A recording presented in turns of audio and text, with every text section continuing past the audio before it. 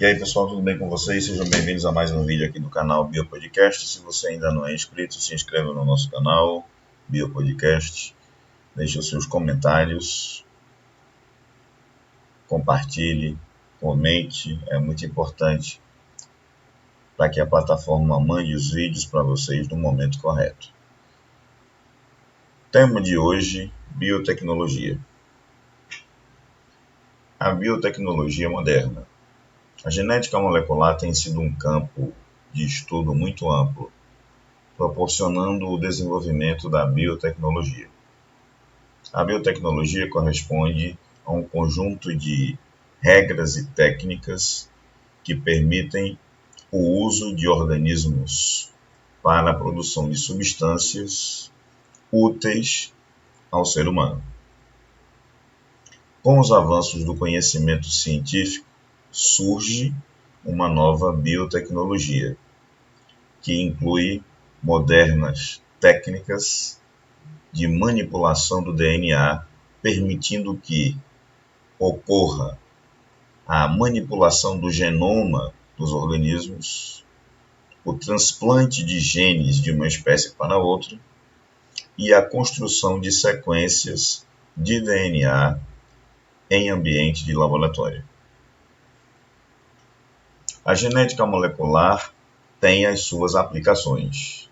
Os avanços da engenharia genética permitiram conhecer, sequenciar e até alterar o código genético de um ser vivo.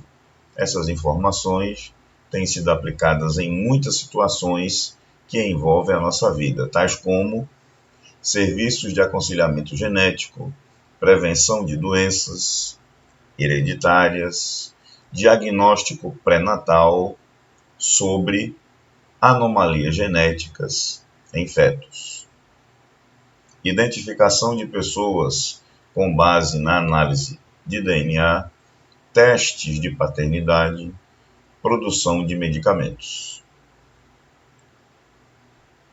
Então, a manipulação do DNA envolve muitas aplicações. As bases para a engenharia genética estão na técnica do DNA recombinante, utilizada por muitos pesquisadores. Primeira técnica, enzimas de restrição. Na década de 1970, descobriu-se que certas enzimas bacterianas, chamadas de enzimas de restrição ou endonucleases, podiam cortar a molécula de DNA em pontos específicos e de forma controlada. As enzimas de restrição são produzidas naturalmente pelas bactérias e atuam contra a invasão de vírus bacteriófagos. São tesouras químicas altamente específicas, pois cada tipo de enzima reconhece e corta apenas uma determinada sequência de nucleotídeos. Atualmente, existem inúmeras enzimas de restrição identificadas, isoladas das bactérias e purificadas em laboratório para a comercialização. O nome de uma enzima de restrição é formado pelas iniciais do nome da espécie e, às vezes, a sigla da linhagem a que produz. Nós temos aqui nesse quadro o exemplo dos nomes de algumas enzimas, as bactérias de origem e o seu sítio de ação. No processo de produção de um DNA recombinante, segunda técnica, corta-se com a enzima de restrição específica o plasmídio e o emenda a um segmento de DNA selecionado de outra espécie. O DNA recombinante é introduzido em uma bactéria hospedeira. Quando a bactéria transformada se reproduz, o DNA recombinante também se replica, obtendo-se bilhões de bactérias idênticas, que nós chamamos de clones. O resultado é a formação de uma colônia de bactérias transgênicas capazes de sintetizar substâncias úteis ao ser humano. Temos aí na figura exatamente o lugar onde acontece esse corte, o lugar da clivagem, o plasmídio hospedeiro, a clivagem por endonucleases de restrição e o processo de anelamento e de ligação dessas sequências complementares. As bactérias possuem, além das enzimas de restrição, DNA principal e pequeno DNA circular chamado de plasmídio, no qual estão inseridos genes que lhe dão resistência a antibióticos, genes com capacidade natural de mutação, capacidade mutagênica. O avanço das pesquisas científicas possibilitou a utilização dos plasmídios como vetores ou agentes transmissores para a manipulação de DNA. Aqui você vê uma imagem de microscópio e uma representação esquemática de uma célula bacteriana com destaque para o plasmídio. Os cientistas conseguiram unir trechos de plasmídio com fragmentos de DNA isolados de outros organismos.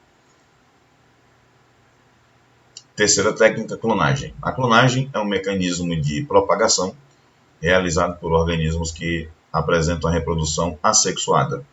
Na reprodução assexuada, um único indivíduo origina seus descendentes, ou não há troca de material genético com outro organismo. Dessa forma, todos os descendentes são idênticos ao organismo que os gerou, sendo assim chamados de clones.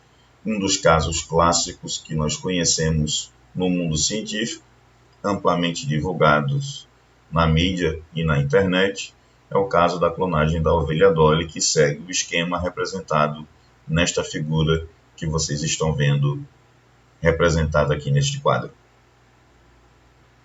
Mas o que é clonagem? É a produção de indivíduos geneticamente iguais. É um processo de reprodução assexuada. A reprodução assexuada é um método próprio dos organismos, constituídos por uma única ou por um escasso número de células. Clonagem em biologia é um processo de produção de populações de indivíduos geneticamente idênticos. E mais uma vez aqui, de forma bem resumida, bem simples, como é aplicada a técnica da clonagem em laboratório. Quarta técnica, técnica da eletroforese, que é nada mais nada menos do que a separação de fragmentos de DNA.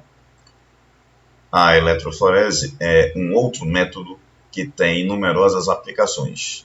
Consiste na separação de substâncias, DNA, RNA ou ainda proteínas, utilizando para isso um campo elétrico. Veja nessas 4 etapas como é que acontece de forma bem didática o procedimento de separação em gel do DNA. Primeiro, submetem-se fragmentos de DNA em uma placa contendo gel de algarose, que é um carboidrato, um açúcar, extraído da parede celular de algas, que recebe uma corrente elétrica. Segundo passo, os fragmentos de DNA percorrem o gel e se deslocam em direção ao polo elétrico positivo.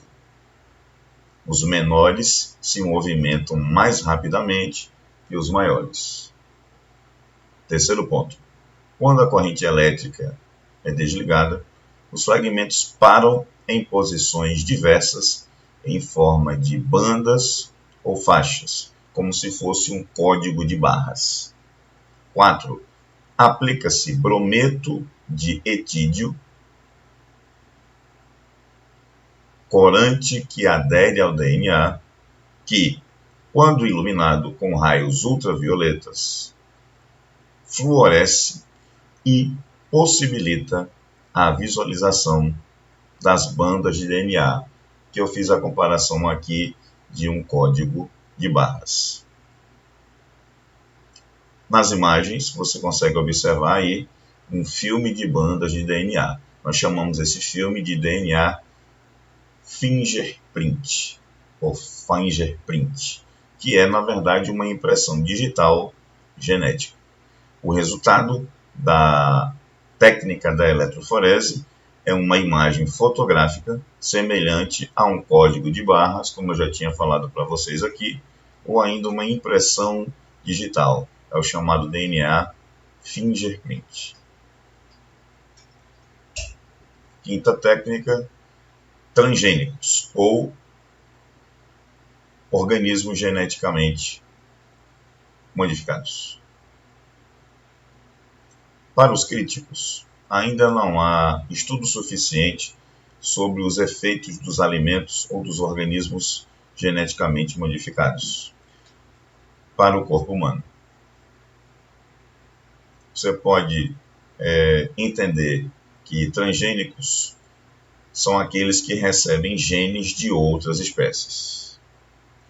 Um ponto interessante desta técnica é que cientistas conseguiram introduzir na planta do tabaco um gene de vagalume, o inseto que é capaz de produzir luz a partir de substâncias químicas do seu próprio corpo, o que nós chamamos de bioluminescência, e essa substância se chama luciferase, que vai catalisar nesse inseto a degradação da luciferina, que produz uma proteína que sintetiza luz. O gene clonado em plasmídio multiplicou-se em bactérias e depois de purificado foi injetado nesta planta.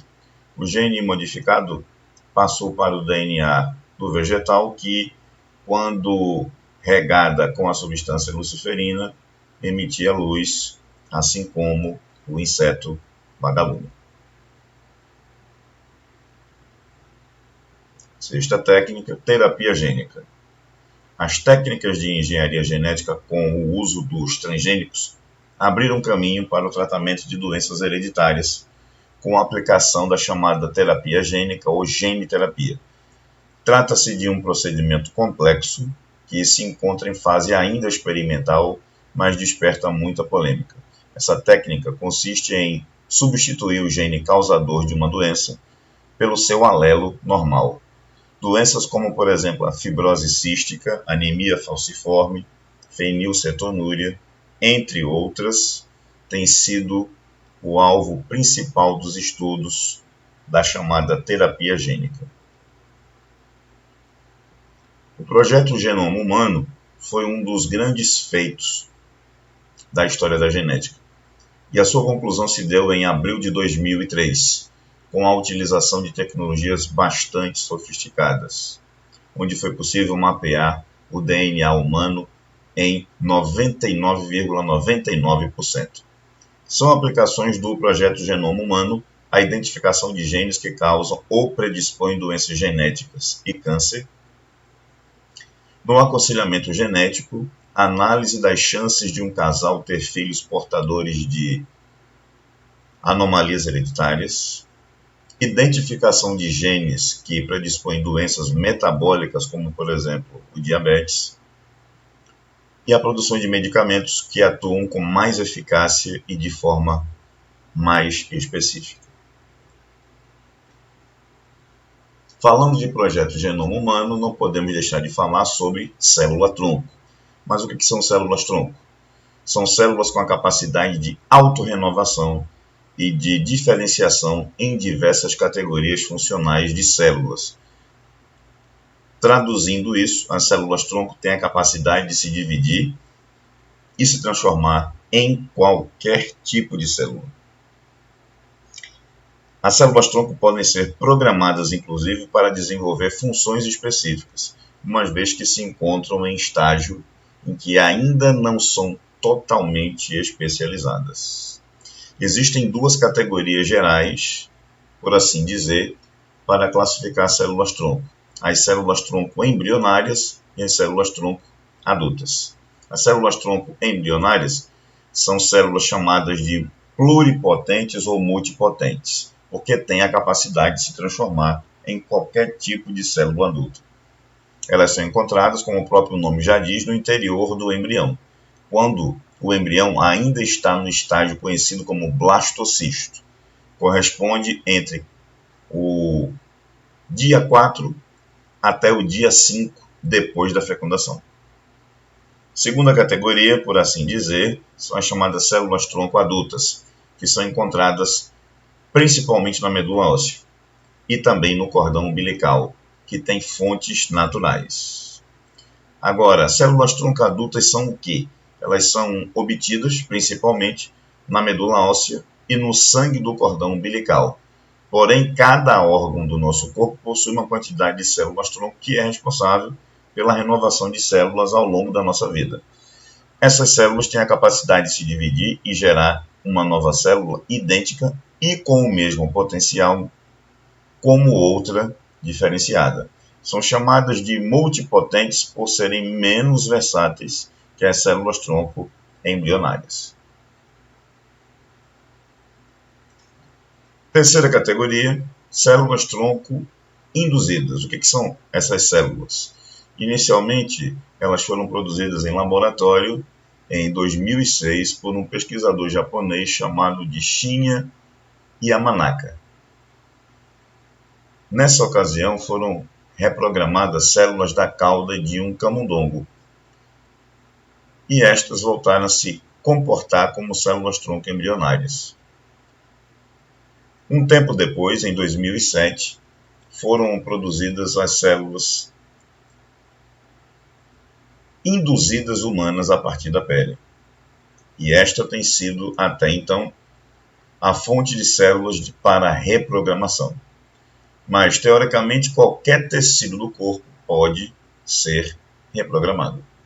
O processo de reprogramação se dá através da inserção de vírus contendo 4 genes. Esses 4 genes se inserem no DNA da célula adulta, como a pele, por exemplo, e reprogramam o código genético. Com esse novo programa, as células voltam ao estágio de uma célula tronco embrionária e possuem características de auto-renovação e a capacidade de se diferenciar em qualquer tipo de tecido e de célula.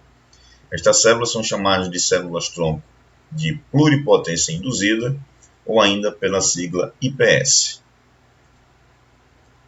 E esse foi o nosso vídeo de hoje. Se você gostou desse conteúdo, deixe o seu like, compartilhe, comente e até o nosso próximo vídeo.